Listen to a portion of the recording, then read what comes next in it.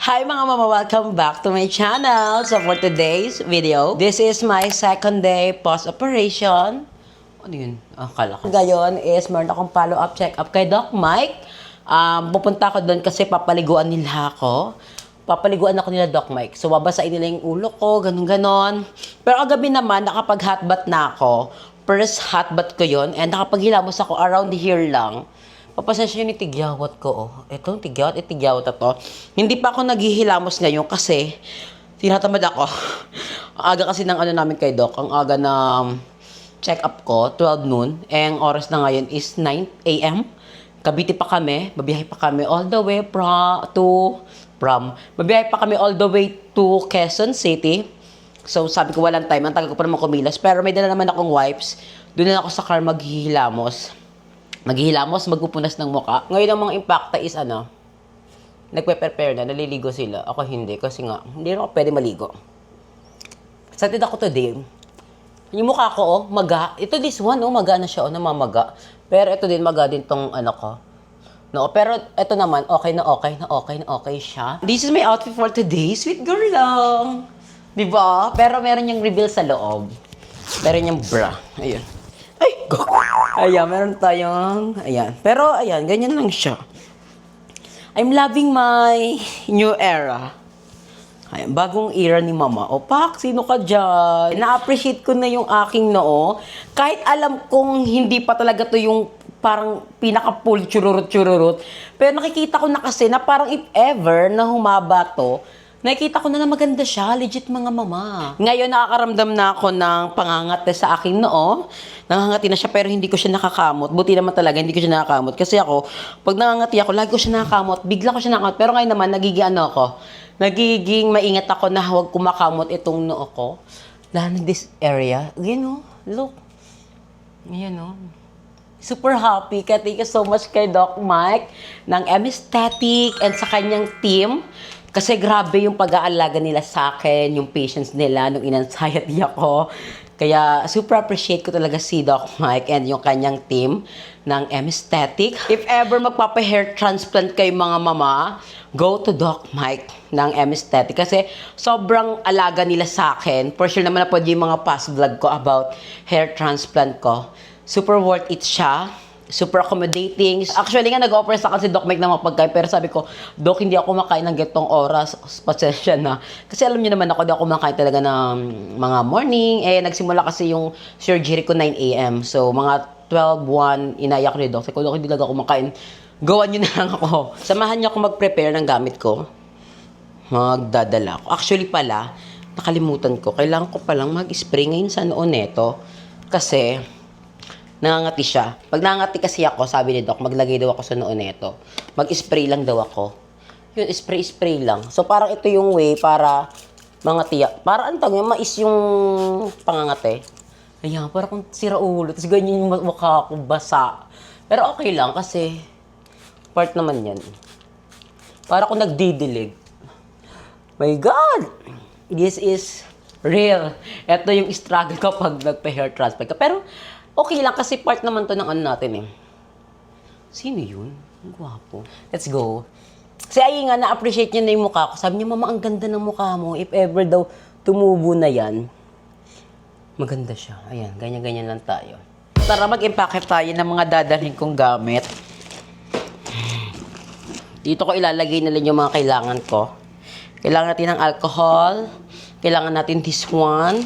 Ito yung wipe na sinasabi ko. Ito na lang ipapunas ko mamaya sa mukha ko sa sasakyan. Ito yung pamahid ko sa aking batok. Amoy siya? Amoy sesame oil. So, nakakatakam siya. Then, ito yung aking meds. Ang oras pa lang naman is 9 a.m. Ang inom ko kasi is 10. So, baka pag along the way, kumain ako din, inom na ako ng gamot. Ayan na naman yung kailangan ko. Then, kailangan ko yung camera bag kasi magbablog tayo. Super thankful ako sa mama ni Emma kasi sobrang bait ni Mami Nita sa akin. Sabi niya, huy, kumain ka na, nalipasa ka na ng gutom. Kailangan ko pa daw uminom ng gamot. Kaya ayun, na-appreciate ko si Mami Nits. And thank you kay Emma, kay Aye, kay Madam Ivan sa mga impacta na nandyan for me.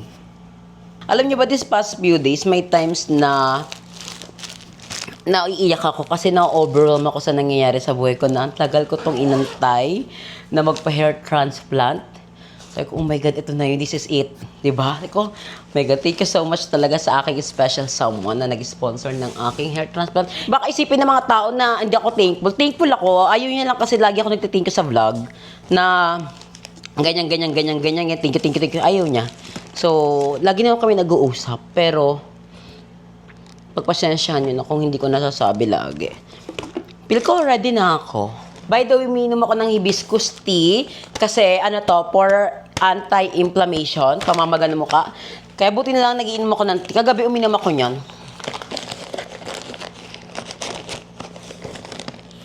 Ay, dadaling. Ay, pabango pala. Wala akong pabango. Yan, pabango. Then, mag-toothbrush lang ako. Then, after this, alis na kami ng mga impacta. Asan yung salamin? Ay, ito. Parang pikong pangit niya. Or, nag-iinarte lang ako. Okay na nga to. Dead man na yan. Meron akong pan hair. Ito yung aking pan. Ang ganda na ito. Open mo lang siya, tapos ganyan, no? Oh. I love it. Abi ko na lang kayo mga mama kapag on the way na tayo kala Doc Mike ng M-Aesthetic kasi papaliguan ako. Excited na ako. Alam nyo ba, kagabi, nag-hotbath ako. Gusto kong mabasa yung buhok ko. Pero syempre, hindi lang pwede yon. Kasi ako talaga, hindi ako sanay sa hotbath talaga. Sanay talaga ako na binabasa ko yung ulo ko kasi parang nare-relax ako. Kagabi, na ganun nga ako, hotbath ako, na-impact ako kasi parang hindi ako sanay. Pero dahil wala akong choice, yun, hotbath lang ako. By the way, okay naman yung tulog ko. Ayun yung higahan ko. On the way na kami ng mga impacta. Oh, yeah. Nagpapagas lang kami at ngayon maglalagay ako ng wipes. Hindi na po. Thank you po. Ito muna yung facial ko ngayon. Kasi nahihirapan ako maghilamos. Baka kasi matamaan yung mga hair ko. Clumsy kasi ako pag naghihilamos. Thank you nga pala kay Dad, Jaime, sa pagpapakapi sa amin. Thank you po. Ang manager po namin is si GM po. Todo siya. Isa siyang pasabog. Ayan, kasama tayong mga impacta. Ano mo ba, with our Ben? Akala ko driver. kanina, ano Ah. na yun? Alas 7 na. Sabi ko, Alas 7, yung dilim-dilim. kotse. Kasi di ba yung ilaw sa labas? Yung bintana. Ay, Tapos ano? pagtingin ko sa orasan, sabi ko, anong oras pa lang pala? Alas 7 pa lang. Ay, alas 4. Ang dami mo naman sinasabi na yun. Padala. Hi, ma'am. Excuse me lang po. Meron pa kayong Mustela here? Mustela. It's parang shampoo. Ano lang mo lang setup din lang. Setup in. Kasi Saka pinawag ano mag-try niyo ma'am sa mga SM, supermarket, Oh. sa SM up na mga department store. Dito po ba wala? Thank you so much. So, ayan mga mama. Ay, ba't lagyan to ko? Dito pa yung mic. Wait lang. Grabe. Ang hirap maghanap ng Mustela. Buti nilang chinat ko si Doc Mike. And sinabi niya, bilhin ko na lang daw is Johnson & Johnson. Ayan. Baby shampoo. Ang mahalaga lang naman is yung shampoo ko is pang baby. Wala siyang halong chemical. Yung matapang na gamot. Kasi nga, syempre, baby. Ayan. Di ko alam kung magkano to. Parang mga nasa 400 or 500 ata to. Di ko na ma-remember. Pero yung Mustela, next time bibili ako nun para if ever maubos man to, may gagamit na akong iba, di ba? Kasi for sure, mabilis lang to sa kayo maubos. For the meantime, ito muna kasi wala akong iba. Kanina hindi na nahirapan sa Emma mag-drive kasi alam niya na yung way. Kaya thank you so much kay Emma. On time kami nakarating. Actually, nakalis kami dun sa Cavite. Mga 9:30 na. Actually, palapit na nga ng 10 yon. So, nahabol niya naman. Ay, hindi. Pa-10 na. Pa 10:20. Kasi mga 9:30, 40, nag-aasikaso pa lang kami. Maganda rin talaga may kaibigan ka marunong mag-drive para magrenta lang kayang car. Lalo na pag malayo ang biyahe, maganda may friend ka kasi mahirap mag-grab ang mahal. Tapos hindi mo pa sure kung may mag-a-accept, di ba? Ngayon, pinaprepare na ng mga nurse and nurses. Alam mo tawag sa nurse na lalaki? Kasi alam ko pag nurse na babae, nurse. So, hindi natin alam kung ano ba tawag. Pero yan na sila, Ma'am Zane. Inasikaso na nila yung ating pagliliguan. Si Ayen, nasa baba, nandun na siya sa car natulog kasi antok na antok siya. So, si Emily sumamasa dito sa taas. Ay, namamagay yung dito ko, oh. Pero ginagalaw-galaw ko lang siya. Massage natin para at least fresh. Sino ka dyan, mama? Ang ganda ng pagkagawa sa akin ni Doc Mike, ng kanyang team. Ang cute, I love it. Hindi siya yung parang makikita mo na ano. May technique kasing ginagawa sila Doc Mike here. Ayaw kasi nila yung parang pantay-pantay. As you can see, parang tignan nyo, hindi siya pantay-pantay dito kasi mas magiging natural siya. Ganyan kasi yung buhok natin, di ba? Parang iwalay-hiwalay. So, ginaya na din nila Doc. Ayun, I love it. Ngayon, hala, 4 inches na dati, isang palad yan. Ngayon, ito na lang. I love it. So happy. Yun nga din, Doc. Kanina pa kami naghahanap. Wait, okay ah. Yes, Doc. Boy na boy. I love my hair. Hindi naman siya nakangati, Doc. Hindi kasi na-spread mo. Ay, ni-spray yan. Di ba pag nangangatis? Ito din ba, Doc? Parang inanhan, di ba to? Oh, meron din. Ah, okay. Kasi pa na ano ako, parang ano. Meron din pala siya. Kala ko natural hair ko lang. At tingin ka dyan, Doc. Ating kami sa camera. Okay. Tingnan natin sa likod mo. Ay, Tayo ka lang tayo. tayo. Kita mo yun yung mga buhok ko. Opo. Yan yung sinasabi namin, no? Hindi masyadong parang piluka na dinikit Oo. na gano'n. Ah, ganyan muna siya, Doc. Hanggang ilang araw? Isang linggo siguro. Pwedeng araw-araw ko ito liguan, Doc? Ah, okay. Pero ganito lang, patak-patak. Tapos pag nakaisang linggo na tayo, ligo ka na shower, buhay. Bawal lang ito hawakan po, Doc, no? Bawal. Yung ano, pwedeng hawakan lang yung buhok mismo. Next week I-dry mo siguro. muna dyan, yan. Para matanggal lahat ng okay. sabon. Yan, galing. Tumo, ayun o. Hindi halata, ano? May bulang yun. Ayun eh, ang nasulat to. Tanggal na rin yung mga dugo-dugo kasi. Mm. Kasi may mo. Ano din po, sa dala ko. O kasi ayoko magagalawin kahit makati minsan eh. Yan mo, mas malinis na siya eh. Ini-spray ako na talaga ng tubig eh. Ano yun, Doc? Pag naubos po yung tubig, in-spray ko, ano po yun? Bili na lang ako. Ano pong... NSS lang yun. Ano po yun? Sterile water. Sa Mercury meron. Anong pangalan po niyan? Sterile water. Sterile water. Ikaw lang pinaligo namin sa'yo. May asin lang yun. Ayun. Kaya maganda yan bukas or sa isang araw. Paligaw mo lang ng tap water. Kasi yung ginamit namin, NSS din, may asin-asin din yan. Ayun, ganda na. Parang kere-kere na siya. Para masyado nakakaskas. Oo. Ah, okay po. Kaya kung hindi ka pa sigurado, huwag muna. Tapos kita tayo next month na July 7, July 7. July 7. Ah, okay. Kasi wala naman tayong gagawin eh. I-record lang natin yung growth. Kasi ngayon hindi pa ganun kahaba. Basta, Doc, everyday parang iyaan, i-compile ko siya ng okay pa. Ikaw, ano mo na yan eh, vlog mo na yan, igagrab lang naman namin yun eh. Thank you, Doc. So happy makaligo na ako ng bongga. Tara na, Emma. Bye-bye, Joby! Thank you, Doc. Thank you po. Parang tabingin mo ka ako kasi namamago. Tapos na tayo paligo. Thank you kay Emma sa pag-support. So, ayan, ready na. So, saan na tayo nito? Uwi na. Should eat. Dessert natin po. Dessert natin. Busog pa ako, man kasi ako kanina. Tignan mo mukha ako. Siya namin, wag na lang. Suntok-suntok na lang siya. So, tara, let's go. Kasi mag-upload pa ako today ng vlogs. Thank you po.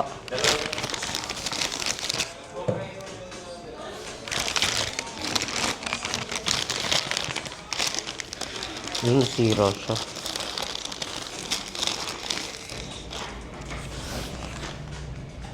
Sige, Ma'am Zane. Tara, Eva. Kayo na nag-hair mo ka, ma. Thank you po.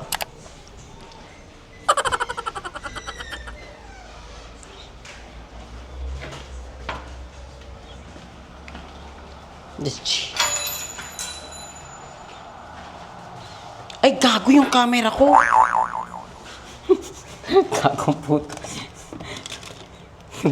Gago lang. Yung camera ko pala andito. Kalimutan ko na lang siya. Iniwan ko pa nga kayo dito. Diyos ko po. Ngayon ko lang na-realize. Thank you, Ma'am Zeng. Thank you po. Diyos ko po. Nagbablog pala ako. So, ayan mga mama, update lang. Diyos ko po. Grabe na. As you can see, nag-iba na yung mukha ko. Parang akong alien. Bumaba yung maga. Nandito na siya. Hala, oo nga. Pagpasasya niya na sa isa likod, tulog siya. And sa Emo yung ating driver. Hala, hindi na to tama. Namagana yung mukha ko dito, oh. Wala, legit Yan ako. nga. Ako kami yung sa palabas yung ano yun. Ano palabas yun yung horror? Ala, nag-iba na talaga mukha ko, legit. What if hindi siya side effect ng surgery? Side effect siya ng ugali. Di ba nagmukha ko na? Di ba? May kamukha kayo sa Gaga, horror. nag-iba mukha ko. Hindi to tama. Mukhang witch. Oo, bigla na nagbago. Kanina pinagmamasdan ko to, tapos ito lang yung maga, tapos eto. Ngayon andito na. Hala, hindi to tama. Pero ito kasi yung ano. Hindi ako masakit. Hindi. Nagulat ako dito ako sa salamin. Kasi pas nagtitingin sa salamin. Tapos, sabi ko parang may hindi to tama. Parang bumaba yung maga. Nandito na siya, oh.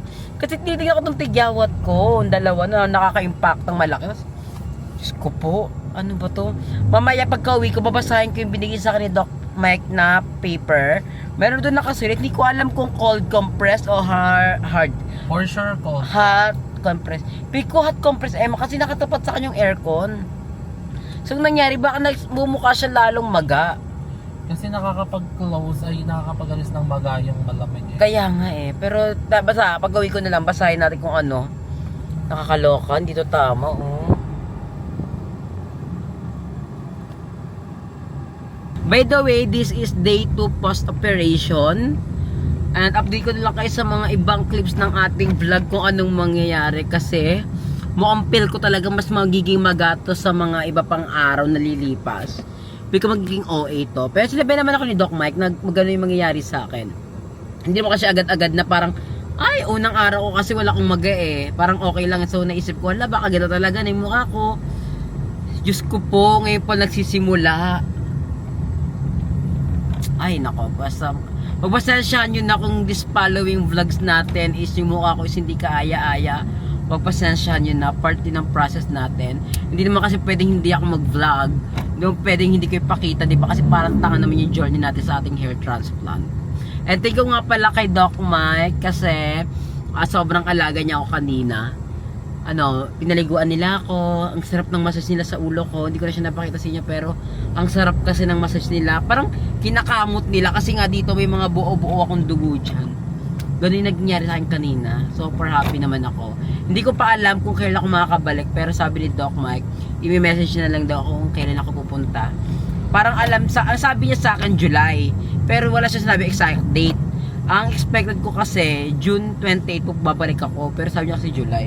So hindi ko na alam, bahala na. Update ko na lang kayo pag nakauwi na tayo sa bahay nila Emma.